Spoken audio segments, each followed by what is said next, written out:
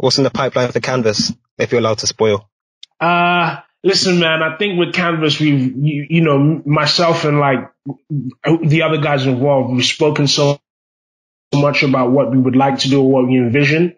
But I think we need to get to a stage now where the action has to do the talking. And so, I'll just say that whilst I have been, following one or two lines of ideas and investigation, I'd let the action talk for itself. So, hopefully, Jordan, you'll see the action speaking for themselves soon. That's all I can say on that. I'll keep an eye out. Please do. Canvas, I mean, I still wear the Malcolm X hoodie around, and people always ask me, where'd you get that from? Where'd you get that from? And it's like, I wish you guys would put some more stuff out so I can direct them. Yeah. The Malcolm X hoodie was a hitter in terms of an idea. It's just the way we kind of, in my opinion, the way we kind of timed it and was like just a little off. Like it was middle of the summer. We were doing the photo shoot for it. Like student finance had run out by that point. So, they're not going to splash like mad amounts on a hoodie, but also the push, like I just didn't push it as hard as, I should have or I could have. So I think with the hoodie, I love the hoodie. I still wear the hoodie to this day. I was wearing the hoodie yesterday, actually. I just think that, the timing and then me personally, I didn't hold myself accountable in terms of like pushing it as hard as I should have, but that's, that's a separate, not that it's a separate convo, but that's a convo that I've had with myself. I've come to peace with that. And again, I want to be in a position now where, our actions will do the talking for us. So, like I said, hopefully we can start putting some stuff back out and you can start directing people back to us, I want to make sure that happens for sure. Yeah, absolutely, man. I've given some guys, the lowdown, said, look, when things are out, you'll be the first to know. So we're all looking forward. What would you say you took forward the most from that into, because obviously now you're doing Prosper, and we're going to talk a bit about your most recent drop, and how the proceeds went towards Bristol Afro Lit Sock. But what was the main stuff you took away from Canvas and going into what you're doing now? Oh man, listen, Canvas was a great teacher, and it's still a great teacher to this day. One thing I took away was consistency. You've got to be consistent. You've got to be on it. You've got to be always thinking about it. And that's a lesson that I still have to learn to this day because I'm still inconsistent here and there, but that's for different reasons as opposed to not knowing that I have to be consistent. That's one. Second thing Canvas taught me was, self-promotion. Listen, no one is going to be as loud about your own products as you. No one is going to be as loud as what you're trying to do as you. No one is going to have the clarity of vision and direction and focus as yourself, the person that's putting that product out there. So when I moved over to, not moved over, but when I started Prosper, like one thing that I made clear was, look, I got to be very, very comfortable in being that guy that promotes themselves, being somebody that's loud about it. And again, it's taken me time to get there, and those are for different reasons outside of not knowing, but Canvas just brought that awareness about. I'd say the lessons Canvas taught me was showing me what was important, and the lessons Prosper is teaching me is what can get in the way of achieving those important things. So I think that's a nice way to summarize it all. Those are the two main things I took away from Canvas, I think. And then the third thing would be, this is more of like a creative thing, but, try and do as much of it in-house as you can. With Canvas, like we did all the shoots ourselves. At first we were shooting on like, 1 day cameras for the effects, for the aesthetic. And then, we moved to digital cameras, but we didn't own any, so we borrowed a friend's, and, those barriers and those hurdles to getting stuff done can actually, again, slow progress down. So that summer, actually, I bought my first film camera, for the intention of learning how to take pictures, learning how to do the photography. That way, when we came back, we didn't need to, get a camera from a friend or get somebody else to do it. We could all do it in house. And whatever comes out next, I can guarantee you that the whole vision is going to be like an in-house thing. It's going to be our cameras, us shooting, our ideas. We might collaborate with other people, but one thing that I'm definitely going to be proud of whatever comes next from Canvas is that majority of what people will see in terms of the content is going to be produced in-house, man. And I'm so, so proud of that. I think that's the thing that I look forward to most from whenever we come out next with, what we've got in the works. Yeah, that's amazing, man. I think I always shoot a lot of credit for some of these rappers that like produce as well and they write with their own stuff. I think Lil Baby's big for that. And it's, you can tell the difference between work that's done by like one individual, or I guess one group in your case, versus like a team of guys that are all contributing different bits. Or it's like, it just makes it a lot more wholesome. Like I remember your original pictures and I remember vividly, I went to Tim one time and he was talking about how good the picture of Shea looks with the hoodie on. Yeah. Obviously at the time his phone was in night mode. That conversation vividly because it's like, that's the sort of ambience you're going for. And it's interesting for sure. And I think there's going to be a big step up going forward based on that, like based on what you just said. 100%. Like, time elapsed does not mean time not spent learning or soaking or absorbing or understanding or plotting, that whatever comes next is gonna contain so much learning that in comparison is gonna look the step up might look crazy, but people won't know that it's been a while and there's been a bit of time of learning and coming to an understanding. Yeah. That's crazy, man. I'm looking forward to it. Yeah.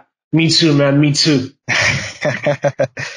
How would you say your most recent drop went with Prosper? I've seen you've been posting stuff over the weekend. Yeah. I mean, the most recent drop with Prosper. So just to give a bit of context, I was sitting at home, kind of unable to go out to the protests at the time because of global pandemic, and me personally with my asthma, I wasn't really ready to take the risk of, being out there with so many people. And I didn't have the relevant PPE to anywhere. I didn't have a face mask. I have ordered one, so I've been able to like go out a bit more since. And with the BLM protests across the world and the conversations people were having, I just felt guilty for not doing my own part, not doing my own bit. And then I saw somebody wearing a sample tee. So a sample from a release that I didn't officially release, but I released as a sample sale for free that I gave out. Somebody was wearing it to a protest. I was like, okay, clearly the message on this tee is relevant enough for people to want to wear it to a protest.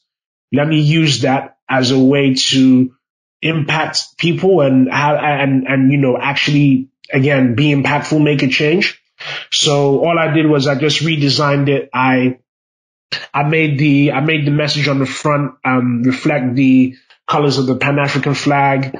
I put the Black Power fist on the reverse. And I said, look, there's a great society at the University of Bristol, the Afro Literature Society.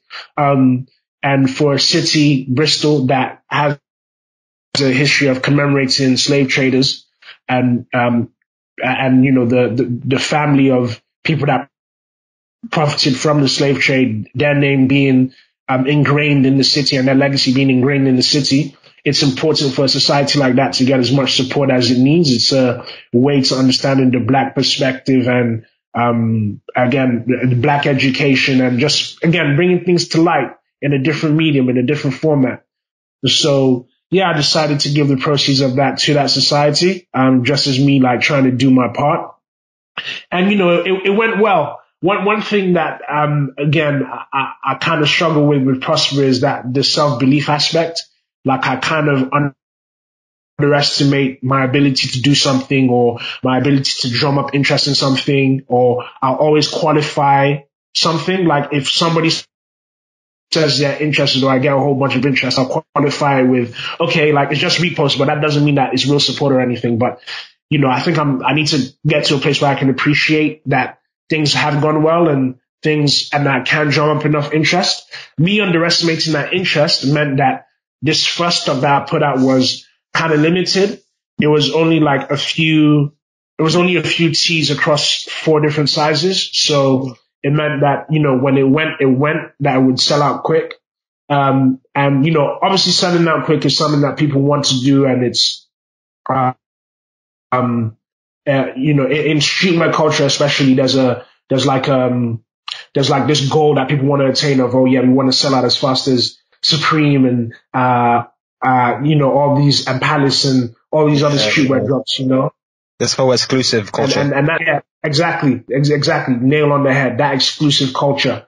That's something that, you know, I used to aspire to, but actually this most recent drop helped underline a change in my reasoning, and it helped underline an argument that, you know, yeah, selling out quick is great, all of that, whatever, but also you kind of want everybody who wants to support you to be able to. And if you I use it as a point of self-critique and self-feedback, like if you want everybody to support, everybody that wants to support and actually get something and actually get it, you need to stop underestimating yourself. You need to stop being like, oh, I'm worried that not enough people will buy, so let me like only do like a smaller amount than what I could do, you know. It's about being confident and being brave to go, actually, I know that, you know, it might not all go straight away, but there's absolutely nothing wrong with that. And again, there's absolutely nothing wrong with like things not selling out on the first day. Like the very first Canvas drop, the Malcolm X tee, I remember this clearly. On that first evening, me, Tim, well, actually, yeah, I won't mention names, my bad. You might have to bleep that out because I consent and all that. My bad. Literally slip of the tongue. But me and the other guys that were involved, we on the night of, I remember being on Shopify, like on my phone, like looking at the cart, like, yo, who's gonna buy one? And like we only had 1 or 2 orders that first night. And then, you know, the commencing weeks, the upcoming weeks, like the orders just came through. The Malcolm X tee went and eventually sold out.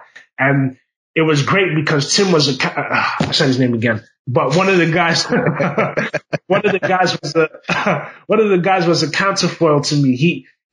They were saying, look, Ayo, you like stop worrying about if it doesn't sell out or whatever. Like, let's put it out there, promote it, and let's, you know, let people have access to it. And let's take a step of confidence or a step of faith. And that's a lesson that I've learned from Canvas that I haven't necessarily transferred over, because this one I'm doing it on my own. Like, you know, I talked about the whole, my relationship with self-belief as well. And so that kind of plays in there. But I know this is like a long-winded, rambling answer to the question, how did the drop go? But I'm getting into all of this to say that actually the drop went well, because one, it kind of proved that because the amount that I had sold, they all sold, it proved that one, I can create sufficient interest and sufficient demand for a specific level, but it also set the mandate, and it, you know, set the mandate, and it, you know, set me up for, okay, Ayo, now whatever comes next, you have to step it up now. You've already proven yourself at this level.